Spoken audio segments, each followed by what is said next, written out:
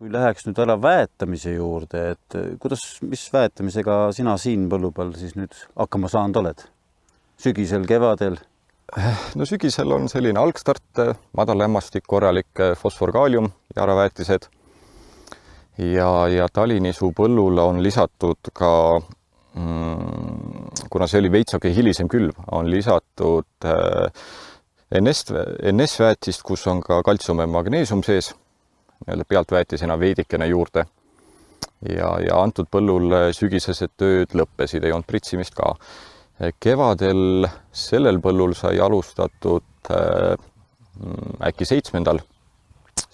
aprillil, siis tuli väga tuuline periood peale, jäi selline pool päeva vahele ja järgmine päev sai edasi mindud väetamisega ja antud põllul on antud ära siis samal päeval, samal ajal, ehk siis kompleksväetis läks põllul ära Jaaramiila seeriast ja järgi läks ka teise käru pealt siis pealtväetis, NS-väetis, kus oli samamoodi väävel, kaltsium ja magneesium sees.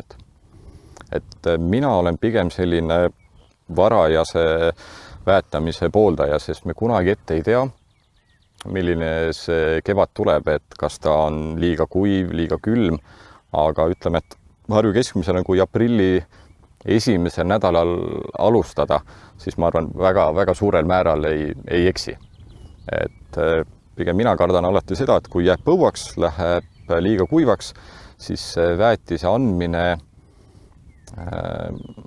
ei ole enam nii suurel määral mõistlik. Ja taimedel mina olen jälginud seda, et taimedel on kevadine algareng on tähtis, et korraga peab üks selline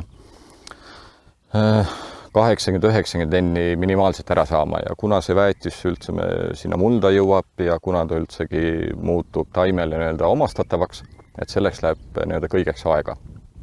Ja kevad on meil jahe ja täna vaatasime ka mulla temperatuuri, et ta on jätkuvalt jahe, aga vaadates hetkelist olukorda on kuiv, sademeid lubab, aga seda me ei tea, kuna tuleb.